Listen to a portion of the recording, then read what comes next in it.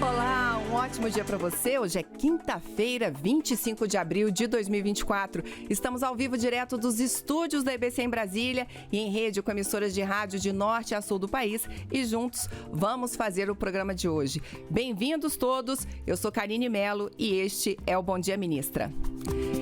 Este programa é uma produção da Secretaria de Comunicação Social da Presidência da República em parceria com a empresa Brasil de Comunicação.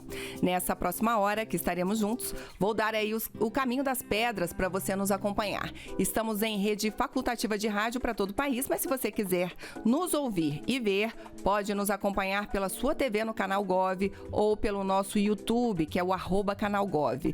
Mais opções? Então vamos para o site da Agência Gov, agenciagov.ebc.com.br, que além de toda a nossa programação ao vivo, você pode assistir programas gravados e acompanhar as principais notícias do governo federal. Outra maneira é baixar de graça na sua loja de aplicativos o Canal Gov e assistir a toda a nossa programação ao vivo na palma da sua mão. O Bom Dia Ministra de hoje recebe mais uma vez Sônia Guajajara, ministra dos Povos Indígenas. Nascida na terra indígena Araribóia, no Maranhão, em sua atuação política dedicou a vida para combater a invisibilidade dos povos indígenas. Guajajara tem cerca de 2 décadas de atuação na luta pelos direitos das populações originárias, atuou em diferentes organizações e movimentos como a Articulação dos Povos Indígenas do Brasil, a PIB, também na coordenação das organizações e articulações dos povos indígenas do Maranhão, além de na coordenação das organizações indígenas da Amazônia Brasileira, COIAB. No Conselho de Direitos Humanos da Organização das Nações Unidas, é ativista há mais de 20 anos e representou os povos tradicionais nas Conferências Mundiais do Clima, COP, desde 2009, onde já apresentou diversas denúncias de violações aos direitos desses grupos. Tem reconhecimento internacional na defesa dos direitos dos povos indígenas, seus territórios e causas socioambientais, sendo eleita uma das 100 pessoas mais influentes de 2002 pela revista Time. Aos 15 anos, 2022, ela foi eleita pela revista Time. Aos 15 anos, ela deixou sua região pela primeira vez para estudar em Minas Gerais, convidada pela FUNAI. É formada em letras, pós-graduada em educação especial e mestra em cultura e sociedade. Mais uma vez, muito obrigada pela presença aqui. Bom dia, ministra. Olá, bom dia, Karine, bom dia a todos os ouvintes aqui e obrigada pela oportunidade de estar aqui mais uma vez. A gente que agradece. E aí eu já quero aproveitar, tivemos aí na última sexta-feira, o Dia dos Povos Indígenas. A senhora fez um pronunciamento à nação na véspera, no dia 18, e nesse pronunciamento a senhora fala das ações para combater violência e toda aquela exploração de garimpo, e disse no seu pronunciamento que o presidente disse que quer tolerância zero com crime organizado nas terras indígenas. Queria que a senhora dissesse pra gente, ministra, do ano passado, quando começou o governo, até agora, que mudanças a senhora vê aí nesse comportamento, O governo tem atuado bastante, firmemente, em várias frentes aí para combater essa exploração ilegal da floresta, o garimpo. Queria que a senhora fizesse para nós um panorama de como é que isso está agora. Sim, o presidente Lula tem afirmado sempre, que o crime organizado ou qualquer tipo de atividade ilícita tem que ser combatido fortemente.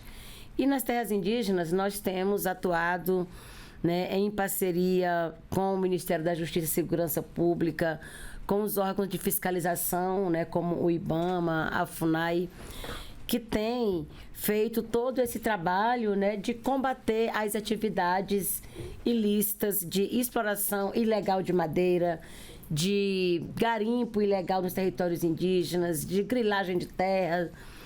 É lógico que em um ano e 4 meses, não é suficiente para que a gente tenha uma mudança estrutural suficiente, ao nível que a gente precisa. Mas nós temos trabalhado diariamente para que a gente possa combater todos esses tipos de atividades ilegais nos territórios indígenas. Ano passado, nós conseguimos realizar a operação de desintrusão do território indígena Alto Rio Guamá, no estado do Pará. Ali, essa terra foi demarcada há mais de 30 anos e ainda havia ali pessoas, né, vivendo de forma totalmente ilegal. E nós conseguimos entregar esse território ao povo Yanomami, ao povo Tembé. Este ano houve ali uma movimentação, né, no estado, por meio de algumas pessoas se declarando juiz e chamando o povo para voltar para o território que agora, né, ele iria, com base na lei do marco temporal, iria regulamentar a volta deles. Então, a gente atuou também com isso, com a Polícia Federal, para impedir o retorno dessas pessoas para o território. Da mesma forma, concluímos a desintrusão no território indígena Apitereu e Trincheira Bacajá. Na outra vez que eu tive aqui, a gente estava falando, né, dessa operação que estava em curso e a gente conseguiu finalizar essa operação ali também, retirando uma média de 2.000 pessoas que viviam ali ilegalmente, 60 mil cabeças de gado ilegal dentro do território. E agora nós estamos trabalhando com o povo Paracanã, né, com os povos indígenas ali dessas duas terras, para implementar o plano de gestão territorial e ambiental dos povos indígenas, conforme a iniciativa, as práticas, né, já culturais desses povos. E a Operação Yanomami que continua, né? Seguimos ali, né, com essa atuação agora permanente, instalamos a Casa de Governo em Boa Vista e seguimos com essa presença do governo federal ali dentro do território para continuar, né, combatendo o garimpo ilegal, para retirar esses invasores que insistem em permanecer ali e ampliando as bases do IBAMA, que existem, né, lá em Roraima, para que eles possam estar ali nessa fiscalização permanente. E também, tanto para retirar, quanto evitar o retorno desses invasores para o território. Além de várias operações pontuais, como aconteceu semana passada lá no meu estado, no Maranhão, no território indígena Bacurizinho, né? Denúncias apontaram ali que tinha traficantes no território e houve essa operação ali, tinham 12 ou 13 pernambucanos morando dentro do território, né, ali aliciando indígenas, enfim, para o tráfico, né, e essa operação conseguiu ali prender, né, várias pessoas. Assim como agora também estamos no território indígena lá em Rondônia, no Uruê-Uauau, também estamos indo para o território Caripuna e outras áreas que estão no nosso planejamento para a gente fazer essas operações de retirada dos invasores. Trabalho duro, né, ministra? Ministra, vamos começar, então, a nossa viagem ao país. Vamos começar a conversar com as rádios? Vamos sim. Então vamos aqui pro ladinho, pro estúdio da Rádio Nacional, para nossa campeã da Amazônia. Quem está com a gente é a Mara Régia. Oi, Mara, bem-vinda. Bom dia para você.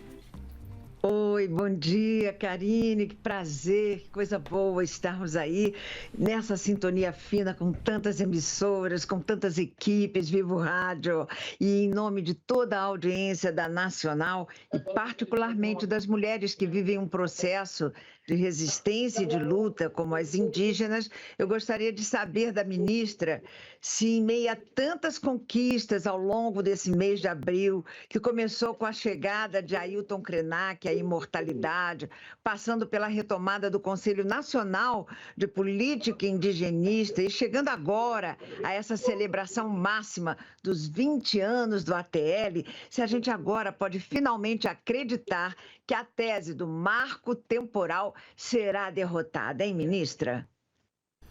Bom dia, Mara, e viva o rádio, né? Eu sempre tenho muita, né, tranquilidade de vir, porque a Mara foi uma das primeiras que me entrevistou, né, para algum programa na vida. E a gente falava muito para a Amazônia, né, e inclusive do próprio ATL, que é o Acampamento Terra Livre, que acontece anualmente em Brasília, né? E desde o início ela já estava lá, né? Tinha outras pessoas daqui da Rádio Nacional da Amazônia e a gente sempre conversou levando essa notícia. Então eu sempre tive né? Assim, um carinho muito grande pelo rádio, Mara. Bom, o Abril, que já é conhecido como o Abril Indígena, o movimento realiza, né, o acampamento Terra Livre. Este ano estamos comemorando aí 20 anos de ATL. E eu tenho muita alegria de falar que 10 desses 20 eu estive à frente dessa mobilização, né? Que já é conhecida como a maior mobilização indígena do Brasil e a maior mobilização indígena do mundo. O acampamento Terra Livre já é uma referência internacional, tem participação de indígenas de vários outros países, né? E é um mês também que sempre a gente trabalhou para acontecer as entregas do governo federal. A gente sempre falava que era o pacote, né? O pacote de bondade que a gente, né, gostaria sempre de receber nesse período. E este ano, né, nós instalamos o Conselho Nacional de Política Indigenista, que aconteceu nos dias 17 e 18 de abril, aqui em Brasília, com a presença do presidente Lula. Na ocasião do Conselho, nós assinamos as homologações de terras indígenas, né? E agora estamos com o acampamento, né, que hoje faz uma marcha também ali na esplanada, e representações do movimento indígena serão recebidas pelo presidente Lula no Palácio do Planalto. Ano passado, o presidente Lula veio ao acampamento e este ano as lideranças solicitaram que o presidente recebesse no Palácio. Então, o presidente atendeu esse pedido, né, esse convite, e vamos lá. Seguimos com essa luta ainda para derrubar o marco temporal. Todo mundo acompanhou bem toda essa história ano passado.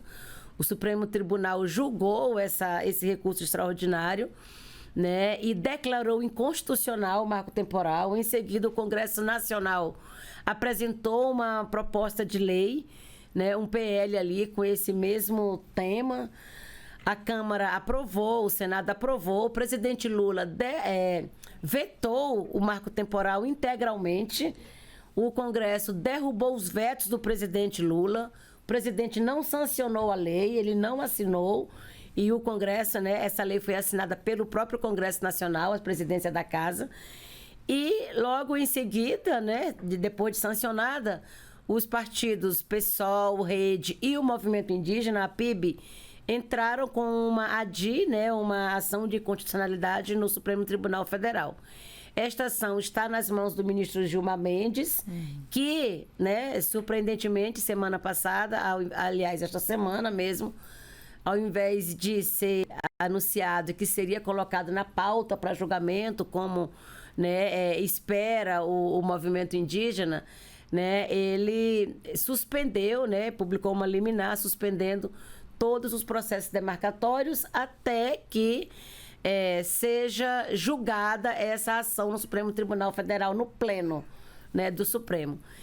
Então, nós continuamos ainda nessa batalha, né, uma batalha que ainda não está ganha, e a gente precisa muito desse apoio mesmo da sociedade, de todo mundo, para que a gente possa, de fato, enterrar de vez o marco temporal e assim garantir, né, a retomada, né, e acelerar os processos de demarcação de terras indígenas no Brasil. Ministra, só para a gente esclarecer, quem nos acompanha aqui pelo canal Gov, pelo YouTube, marco temporal reconhece as terras até a Constituição de 1988. Daí para frente, nada, né, ministra? Aí... o marco temporal nega o direito originário, né? Não reconhece a ocupação tradicional dos povos indígenas e exige ainda que os indígenas estejam, né, comprove a presença física e ainda uma disputa por aquela terra no dia 5 de outubro de 88. E a gente sabe que muitos são os motivos que levou os indígenas a não estarem em determinadas terras no dia 5 de outubro de 88. Seja por expulsão, seja por doenças, sejam por retirada pela própria ditadura militar, né, que foi um período que aconteceu muita retirada de indígenas de seus territórios. E, com o tempo, eles reivindicam esse direito de ter o seu território tradicional de volta, né? Então, o marco temporal ele acaba excluindo, né, muitas terras indígenas de serem devolvidas para seus povos. Este é o Bom Dia Ministra, que hoje recebe a ministra dos Povos Indígenas, Sônia Guajajara. Ministra, então, da Amazônia, lá dos estúdios de onde está a Mara Régia, aqui em Brasília, mas falando para a Amazônia, nós vamos a Salvador. Vamos à Rádio Band News. Quem está com a gente lá é o meu colega Léo Souza. Oi, Léo. Ótimo dia para você. Bom dia, Karine. Bom dia, ministra. Ministra, segundo o levantamento da Comissão Pastoral da Terra, o Brasil bateu recorde de conflitos no campo em 2023, com mais de 2.200 registros, e os indígenas são as maiores vítimas, né, como a gente sabe. No início deste ano, por exemplo, uma indígena foi morta durante uma suposta ação de reintegração de posse sem mandado judicial em Potiraguá, cidade que fica no sul da Bahia. A senhora, inclusive, eu me lembro, veio aqui ao estado para acompanhar esse caso, à época, e aí eu pergunto, né, diante desse cenário, qual a solução para esse quadro de violência e quais as medidas efetivas adotadas pelo governo federal para solucionar esse quadro de violência aqui na Bahia, especialmente na região sul, mas também em todo o país? Então, é fato, né, que após a eleição, né, 2022, com a vitória do presidente Lula, com a criação do Ministério dos Povos Indígenas, a gente tem trabalhado para retomar o processo demarcatório, né? A demarcação de terras indígenas sempre foi uma motivação para causar muitos conflitos no campo, nessa briga, né, contra os invasores, contra fazendeiros que ocupam, né, que vivem em territórios indígenas.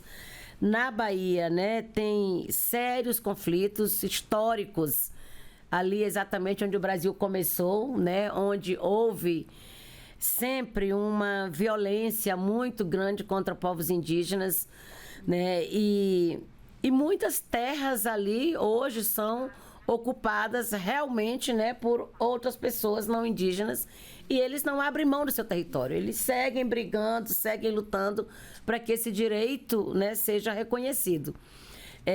No ano passado, houve realmente um aumento da violência na Bahia, no estado da Bahia.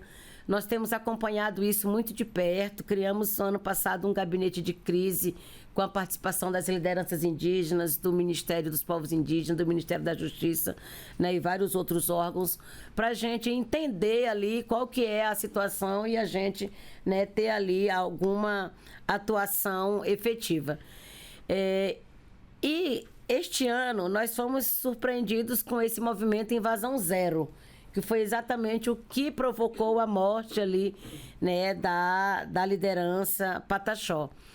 E este movimento, né, nós fizemos uma busca, ele está espalhado em várias partes do Brasil, em vários estados, que é para combater qualquer que seja ocupação de terra. No caso, né, dos indígenas, são retomadas, áreas de retomadas, né? Então, nós estamos fazendo já, né, uma apuração junto ao Ministério da Justiça, né, sobre esse movimento Invasão Zero, que está disposto a agir com as próprias mãos, de forma totalmente, né, violenta e praticar qualquer tipo, né, que seja de assassinato. Tanto que ali até a cacica, a liderança negra foi assassinada, vários outros feridos, né, porque colocaram para matar realmente muita gente, né.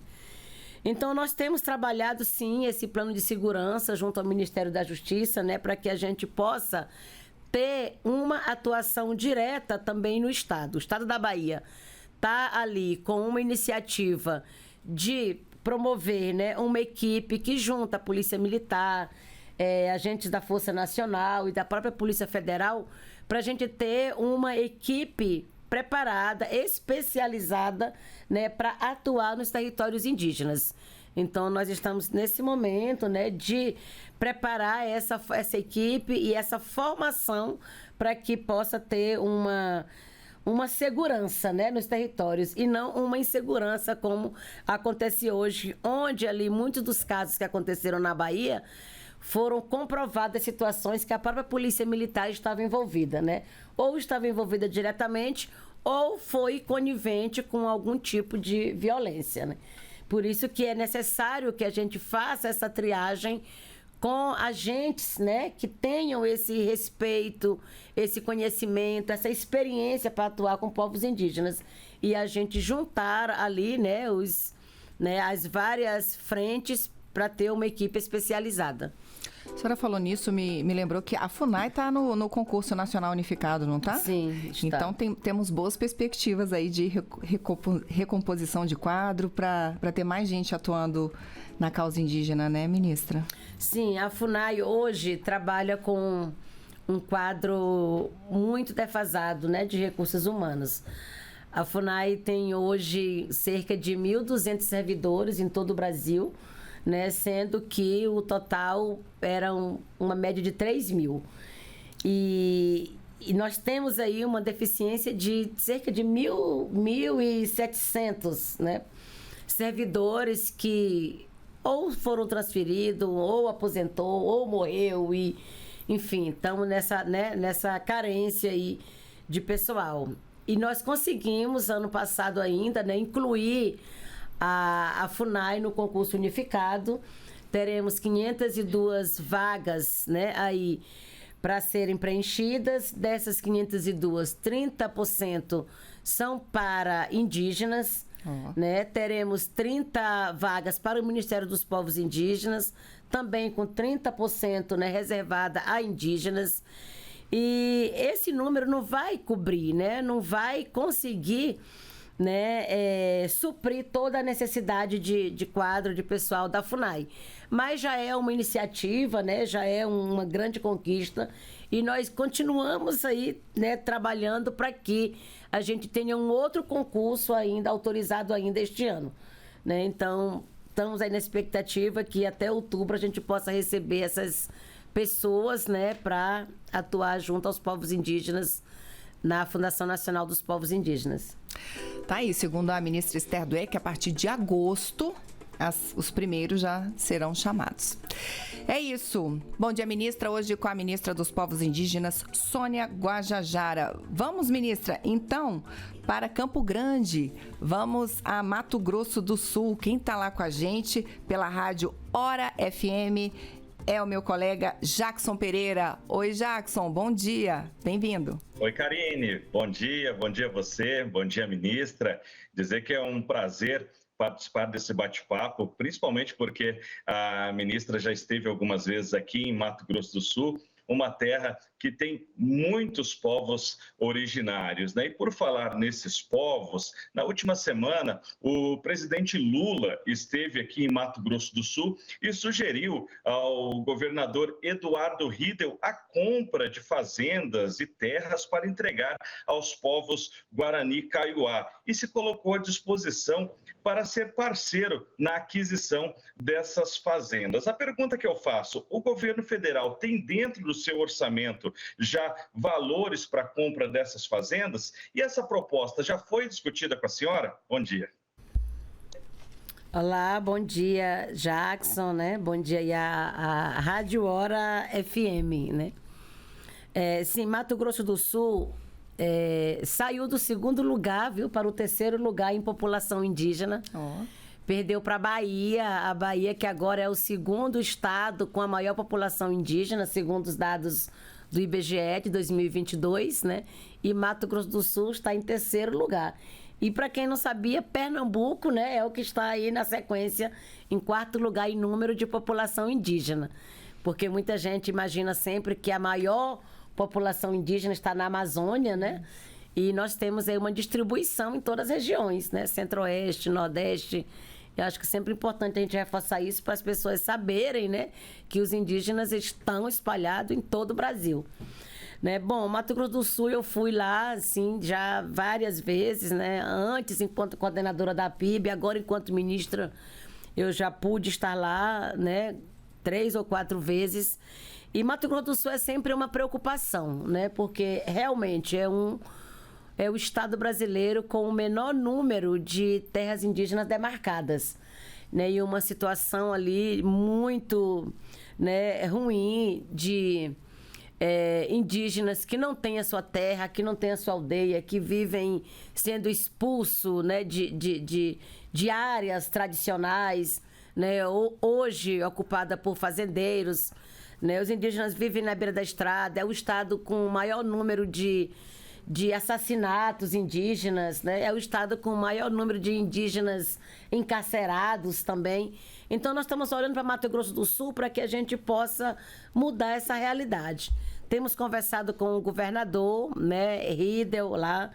A gente está com um programa ali para ressocialização dos encarcerados indígenas, com um programa de agroecologia para que esses, né, indígenas encarcerados possam também exercer outras atividades e assim reduzir a sua pena, né, ali na prisão. E temos ali várias situações. Nós temos discutido isso internamente no Ministério. Estamos agora para criar um GT ali com, né, representação das lideranças indígenas também, para a gente ter uma alternativa para Mato Grosso do Sul.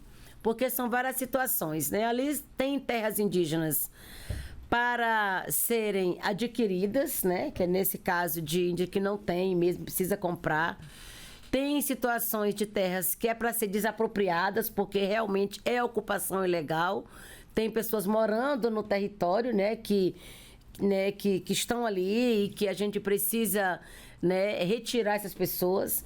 Tem áreas que precisam ser pagas benfeitorias, né? A desapropriação com pagamento de benfeitorias aos ocupantes, porque são pessoas que têm o título de posse da terra que foi dada pelo próprio Estado, né? Como falei também no início, na ditadura militar, muitos títulos de posse foram dados a muitas pessoas, né? Em vários estados, Bahia é um deles, Mato Grosso do Sul é outro. E essas pessoas têm o título, então é preciso pagar as benfeitorias para que eles desocupem as áreas, né? Então, nós estamos fazendo esse levantamento ali para entender, né, qual que é realmente a realidade, a necessidade, e a gente ir olhando uma a uma, né, o caso a caso. E, assim, garantir os valores necessários no orçamento da União.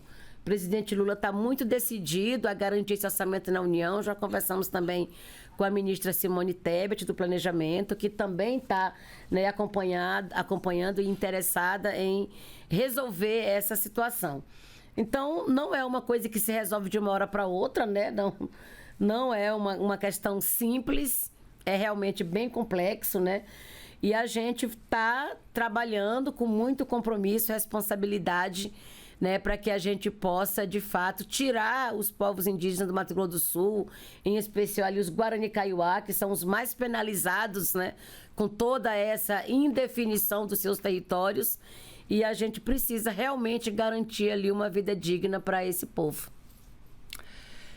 Quero lembrar que você pode baixar o áudio dessa entrevista e de outros Bom Dias ministra que a gente fez, acessando a nossa rede nacional de rádio.ebc.com.br. O conteúdo dessa entrevista e de entrevistas anteriores você também pode conferir no nosso YouTube, que é o @canalgov. Ministra, vamos então a Belo Horizonte, vamos à Rádio Alvorada FM. Quem está lá com a gente é o João Pedro Junqueira. Oi, João, bom dia para você, bem-vindo. Muito bom dia, Karine, bom dia, ministra. É um grande prazer estar aqui com vocês, primeira participação da Rádio Alvorada aqui no programa Bom Dia, Ministra. E, bom, a gente acompanhou nessa semana aí casos de garimpeiros sendo rendidos por indígenas ali nas terras Yanomami, e que foram entregues para os agentes de Força Nacional que estão atuando exatamente nas terras. E eu gostaria de saber da ministra por que chega ao ponto de cidadãos populares precisarem agir, enquanto a própria Força Nacional já deveria debelar esse tipo de atividade. E, bom, como que essa força tem atuado junto aos povos originários para dar fim à crise Yanomami e quais são os próximos passos das ações federais ali nas terras? Então, bom dia, né, aos ouvintes da Rádio Alvorada, bom dia, João Pedro. Né, olha, a Força Nacional está lá no território Yanomami, está atuando, tanto que os indígenas aprenderam e entregaram para eles, né? Porque eles estavam lá. E isso acontece em muitas situações. É impossível que a gente tenha agentes, seja da Polícia Federal, da Força Nacional, em todo lugar que precisa. mas eles estão no território, né? Este ano nós instalamos a Casa de Governo lá em Boa Vista, assim como foi reforçado a presença da Polícia Federal, da Força Nacional, né, dentro do território. A área Yanomami, né, é uma área muito extensa, né, muito grande, de difícil acesso, né, com uma média de 400 comunidades indígenas ali. A gente já teve várias operações ali que destruiu aeronaves, balsas, né, que apreendeu toneladas de cassiterita, aeronaves, helicópteros, tudo já foram destruídos, né? Ano passado, esse ano também. Então, com essa nova estratégia para 2024, né, é a Casa de Governo em Boa Vista, a instalação das bases interagências, que reúne todo esse corpo, né, das forças de segurança dentro do território. Né? Então, os indígenas aqui estão ali, né? Nas aldeias, andando pela mata, andando no território sempre, né? É o modo de vida deles. E eles se deparam com invasores ali, com garimpeiros, né? Com pessoas que estão, né, dentro da casa deles. É natural que eles, né, ali seguram essas pessoas e fizeram a coisa certa, né? Entregaram para a polícia. Que bom que eles fizeram isso e não fazem como o movimento Invasão Zero, que querem fazer justiça com as próprias mãos, né? Então, a gente segue acompanhando, a gente segue ali com várias ações em curso, né? E o objetivo é que sejam todos os invasores, né? Todos os garimpeiros ilegais ali retirados. Estamos atentos com essa presença de governo, né, mais forte lá em Boa Vista, com equipes ali acompanhando essas ações. Temos representantes do Ministério dos Povos Indígenas lá diretamente também, né? E vamos trabalhar, né, para que a gente consiga realmente, né, devolver esse território livre ali de invasores para o povo Yanomami. E de Belo Horizonte a gente pega nosso superjato e vai para Belém. Vamos a Belém do Pará, lá para a Rádio CBN com Pedro Valdez. Oi, Pedro, bem-vindo. Bom dia para você. Bom dia, Karine. Bom dia, ministra Sônia. Bom dia a todos que nos acompanham aqui na Rádio Nacional e nas outras rádios que estão retransmitindo este programa. Eu queria pegar carona em algo que a ministra Sônia falou algumas vezes, que é a questão de segurança também, porque aqui no estado do Pará é um dos mais conflagrados em relação a problemas, tanto ambientais, mas principalmente contra indígenas. Destaco a situação de Jacareacanga, oeste do estado, onde há um iminente conflito entre indígenas e garimpeiros na região, são difícil controle aquele local, de vez em quando acontece de ter problema ali. Eu queria que a ministra falasse um pouco da situação das Forças Armadas na solução desses conflitos, porque muitas vezes a gente vê as forças civis, no caso a Polícia Federal e outras, nas áreas estaduais, mas pelo menos aqui no Pará a gente vê uma ação diminuída das Forças Armadas. Eles estão colaborando, eles precisam colaborar mais. Como é que a senhora avalia essa atuação? Vi que a senhora mencionou alguns legados da época da ditadura, legados ruins no caso. Como é que está a atuação das Forças Armadas hoje em dia? Também queria que a senhora aproveitasse essa oportunidade para comentar a respeito da COP30, que é a Conferência do Clima que ocorre no ano que vem aqui em Belém do Pará. Como é que está a sua expectativa para a COP30 em relação também ao legado para os povos originários, os povos indígenas? Bom dia. Tá, bom dia Rádio CBN, bom dia Pedro. Né? Então, nós estamos trabalhando sempre nessa parceria com o Ministério da Defesa, né, que lá em Boa Vista foi quem atuou ali para fazer, né, todo esse acompanhamento das operações, da entrega de cestas básicas, né, e agora entraram também nessa ação direta de combate, né, ao garimpo dentro do território. E o território Munduruku, né, que é ali na região de Jacareacanga, né, é um dos territórios que está na nossa lista de prioridades para também acontecer essas operações de desintrusão. né? Então, quando acontecer, né, todo mundo que tem essa atribuição de atuar, né, com a segurança, né, vão estar envolvidos. Geralmente as operações envolvem o Ministério da Defesa, o Ministério da Justiça, né, as Forças Armadas, nós juntos, todos esses órgãos, a FUNAI, que fica permanentemente. Então, certamente que serão, né, envolvidos também aí as Forças Armadas nessa atuação. Né? Em relação à COP30, nós estamos animados, né, trabalhando para que realmente seja, para além de uma COP da floresta, seja também uma COP indígena, né?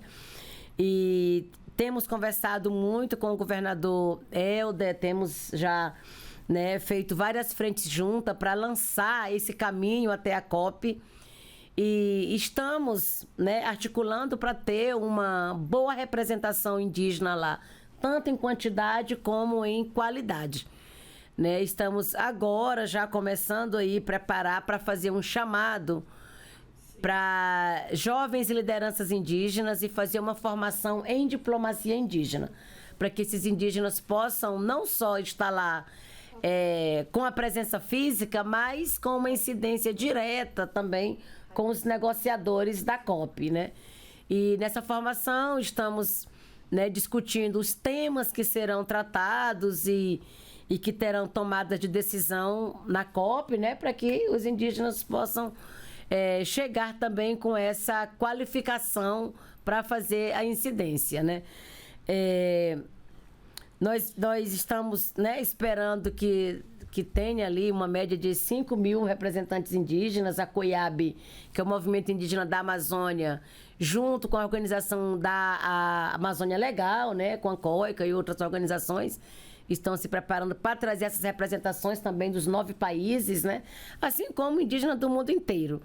Ano passado a gente comemorou que tínhamos lá uma média de 300 indígenas participando da COP28, né? E ano que vem, então, a gente quer chegar realmente, assim, com uma presença forte, né?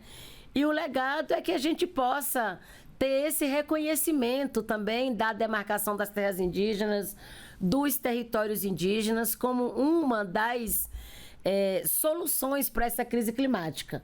Então, tendo esse reconhecimento, né, é preciso, né, entender que a contribuição dos territórios, a preservação dos territórios, né, é o que mantém a biodiversidade viva, é o que mantém, né, a maior biodiversidade protegida no planeta. Então, essas terras precisam ser demarcadas, precisam ser protegidas, e os povos indígenas, com o modo de vida e com a relação, né, com o meio ambiente, é o que garante essa proteção.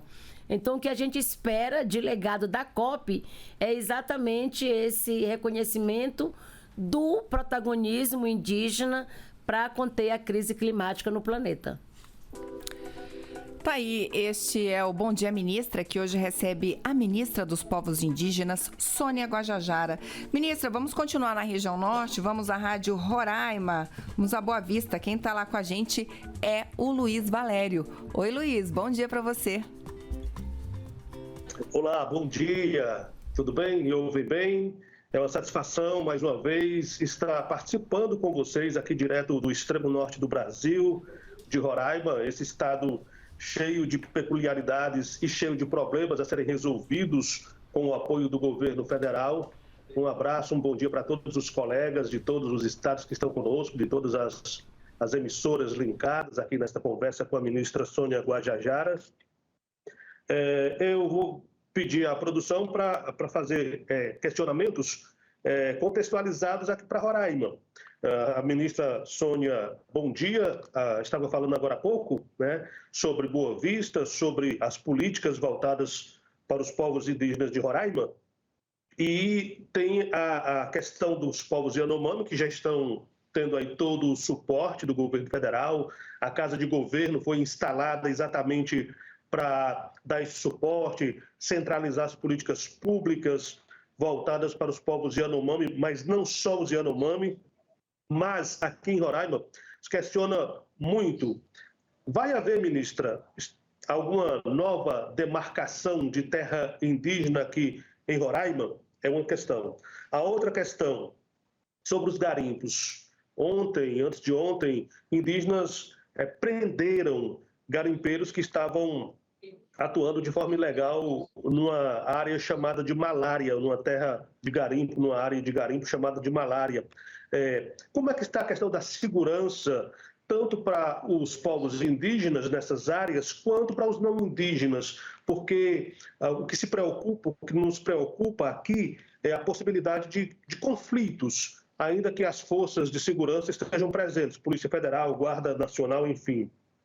E, para finalizar, quais são as políticas continuadas que visam levar dignidade efetiva, não só a distribuição de alimentos, não só vacinação esporádica, mas qualidade de vida efetiva para os povos indígenas. E, repito, não só os Yanomami, são dezenas de etnias indígenas em Roraima. O que é que o Ministério dos Povos Originários tem de efetivo para todas as etnias de povos indígenas de Roraima, inclusive os índios urbanos que vivem ao léu nas ruas das cidades roraimenses? Tá, então, bom dia, né, para os ouvintes da Rádio Roraima, né, bom dia ao Luiz Valério, né, infelizmente eu não vou conseguir responder todas as suas perguntas, a gente falou uma, você fez umas 5, né, então vamos lá ao que dá para falar, né. Falei inicialmente já sobre esse fato dos indígenas apreenderem o garimpeiro dentro do território, né, inicialmente, acho que você não estava no início, e com toda a razão, né? Não tiro de forma nenhuma. Cada um que pega um bandido na sua casa, ele tem que apreender e entregar para a polícia, né? Então, os indígenas agiram corretamente. E as forças de segurança estão lá dentro do território para fazer essa segurança para os indígenas, retirando quem está ali, né, de forma ilegal. Então, a atuação correta para os indígenas, né? Do nosso ponto de vista. Nós temos trabalhado, sim, esse diálogo com o Movimento Indígena de Roraima, temos uma aproximação com o Conselho Indígena de Roraima, o CI, que é quem representa ali todos os povos, né? E no ano passado nós assinamos, né, o decreto de reinstalação da PNEGAT, que é a Política Nacional de Gestão Ambiental e Territorial das Terras Indígenas, né? Essa política, né, foi criada em 2012 e aí 2016 até ano passado ela foi totalmente paralisada. E o objetivo dela é exatamente, né, apoiar, valorizar e fortalecer as iniciativas indígenas dentro dos territórios. E também as iniciativas de produção, né, de produção de alimentos, de criação de pequenos animais. Então, é uma política nacional e que os indígenas acessam diretamente, né? Para os Yanomami, a gente não está só entregando cesta básica, né? Até porque a entrega das cestas é emergencial, agora está sendo feita pelo Ministério dos Povos Indígenas e com a FUNAI, ainda, né, para suprir esse tempo que eles não têm, mas no paralelo estamos entregando ferramentas, sementes para que eles possam plantar, né, e voltar a produzir seus próprios alimentos, como é do hábito alimentar, né? A vacinação não é de forma esporádica, como você falou, né? Tem um planejamento de vacinação. A CESAI está com equipe, né, de saúde dentro do território. Nós temos aí previsto para esse ano 22 novas construções dos polos base de saúde indígena dentro do território. Acabamos de reformar a cozinha, né, e o refeitório dentro da CASAI em Boa Vista para que os indígenas tenham realmente ali, né, uma melhor alimentação e um melhor lugar para se alimentar, né? Então nós estamos fazendo esse trabalho nas várias frentes, sejam olhando para quem está nas aldeias, seja para quem está nas áreas isoladas, mais remotas, né, para proteger as áreas também dos povos isolados, que não tem nenhum contato ainda, né, com outras pessoas, e assim como os indígenas que estão em contexto urbano. No Ministério dos Povos Indígenas, nós temos uma coordenação, né, de indígenas em situação de contexto urbano, para que a gente... Ontem mesmo tivemos essa discussão com alguns representantes que estiveram no Ministério, né, para que a gente possa também pensar políticas que sejam, né, adequadas para atender esses indígenas que estão nas cidades, né? A gente tem, de fato, um número expressivo de indígenas na cidade, em várias capitais, né, do Brasil, em várias cidades também maiores, e a gente precisa realmente olhar, né, para esse povo que muitas das vezes são excluídos das políticas universais, né? E não é pensar políticas como um privilégio, né? Sim. Mas que de fato sejam específicas e adequadas para atender, né, também essa população. E de Roraima, nós vamos, ministra, à região Nordeste. Vamos à Rádio Mais 99,9 FM, lá em São Luís. Quem está com a gente lá é a Aniele Pimentel. Oi, Aniele, bom dia para você. Bem-vinda. Seu microfone está fechado, vou pedir para você abrir para a gente conversar aqui. Pronto. Agora sim. Bom dia. Primeiramente, eu quero dizer que é uma grande honra poder participar desse bate-papo com a ministra Sônia, ela que é maranhense, né, conhece muito bem os problemas e conflitos existentes no Estado.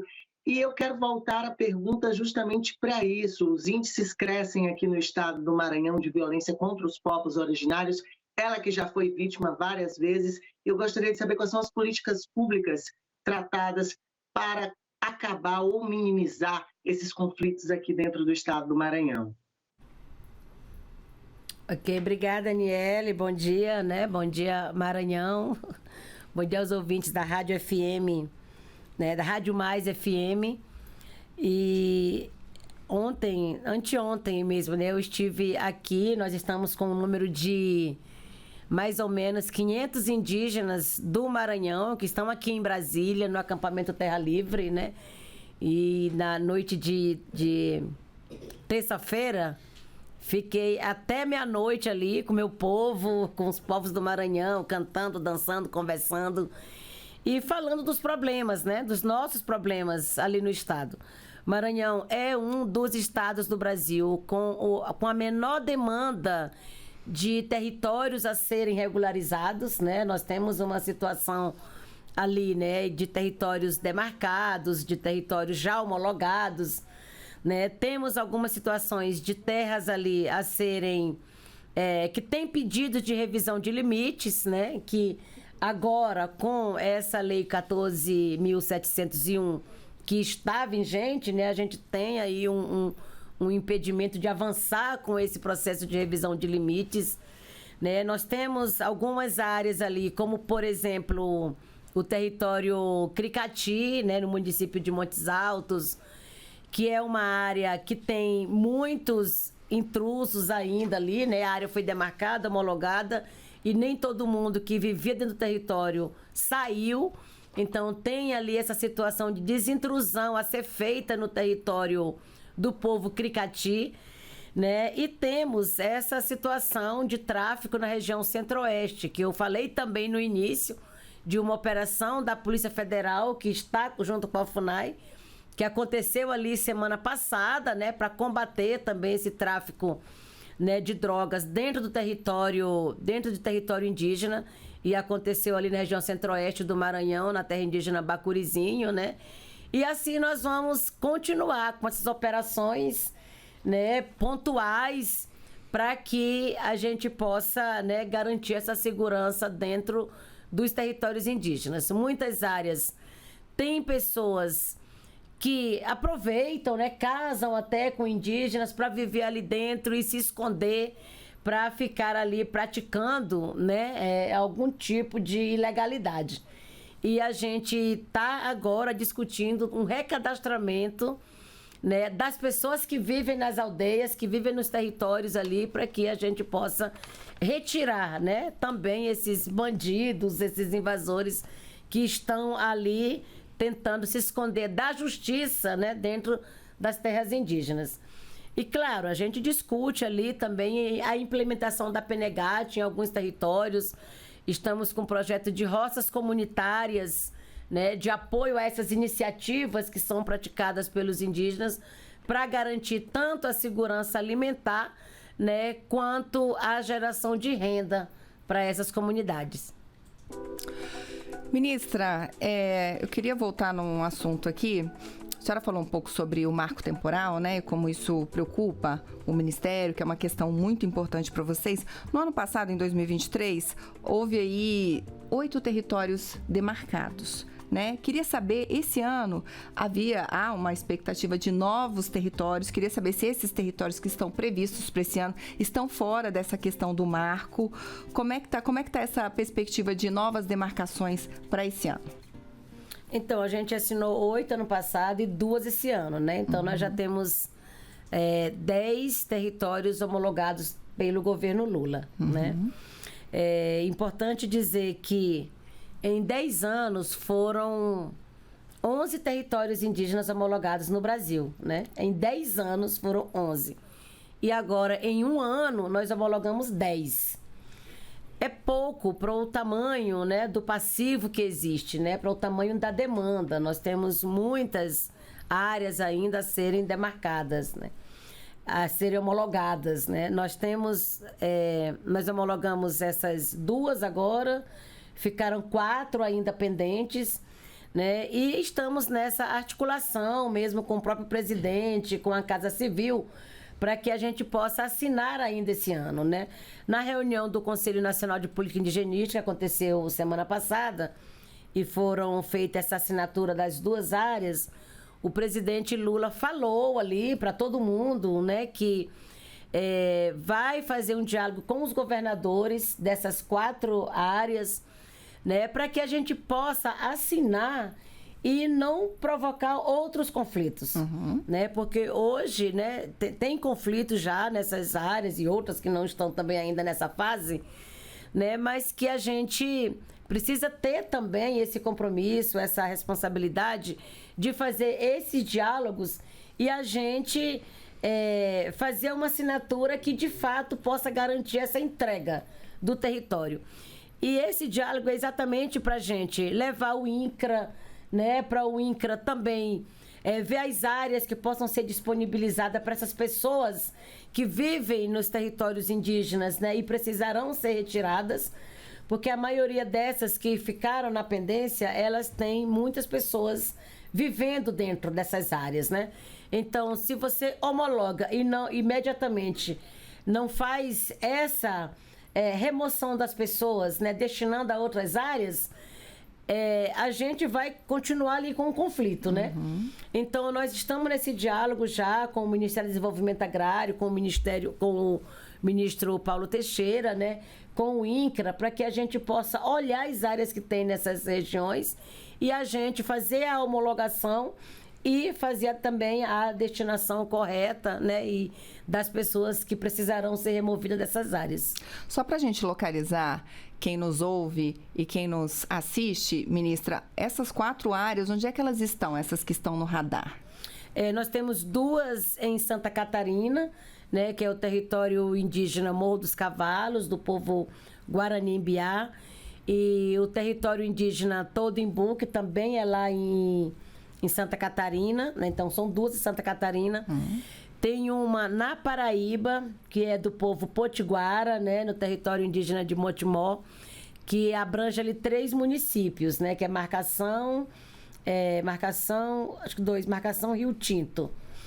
E 3. E a outra é em Alagoas, né? Que é do povo Cariri-Chocó, lá no município de Palmeira dos Índios. Vou consultar aqui a minha diretora para saber se eu posso chamar a rádio, que a gente tem uma pergunta gravada. Pode, Malu? Deixou. Então vamos lá. Vamos chamar a ministra, então. Vamos falar com São Paulo, vamos falar com a Grande São Paulo, lá com a Rádio ABC. Quem mandou uma pergunta para a gente foi o Luiz Fabiano. Vamos ouvir. Bom dia, ministra. Sou o delegado Luiz Fabiano, da Rádio ABC, FM 81,9 de Santo André, do programa Segurança em Destaque. E gostaria de saber quais medidas estão sendo tomadas pelo Ministério, tendo em vista que o número de mortes de Yanomamis continua alto. Bom, eu preferia falar com você sobre São Paulo, né? Yanomami eu já falei bastante aqui hoje, então já citei várias das medidas que estão sendo tomadas, que nós estamos fazendo, né? Né, estamos aí com várias ações ali, tanto na saúde, com aumento de profissionais dentro do território, com a reforma da Casar em Boa Vista, com a construção de postos de saúde, né, que é feito pela CESAI, Secretaria Especial de Saúde Indígena. Quero até aqui ressaltar o trabalho, né, do meu parente Veibe Tapeba, lá do Ceará, que é hoje o secretário nacional da Secretaria Especial de Saúde Indígena, né, que assume ali com muito compromisso também, né, essa questão do Yanomami e conseguiu garantir, né, também mais recursos para a saúde indígena no Brasil. E lá no Yanomami vale dizer também que a gente conseguiu esse crédito extraordinário, né, essa medida provisória assinada pelo presidente Lula, né, no valor de 1.200 bilhão, para que a gente possa implementar essas ações que a gente está agora no planejamento para 2024, né? E então do Yanomami é isso, né? Mas quero aqui também deixar meu abraço para São Paulo, esse estado que me elegeu deputada federal. Estive ontem com representações, né, de São Paulo, de várias cidades, de vários territórios, né, do estado de São Paulo, lá no Ministério dos Povos Indígenas, conversando exatamente sobre, né, as políticas públicas em São Paulo, né?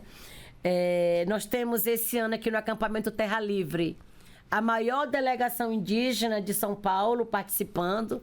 Geralmente vinham em número de 100 pessoas, 150, e agora tem mais de 500 indígenas da região, né, aqui no acampamento Terra Livre.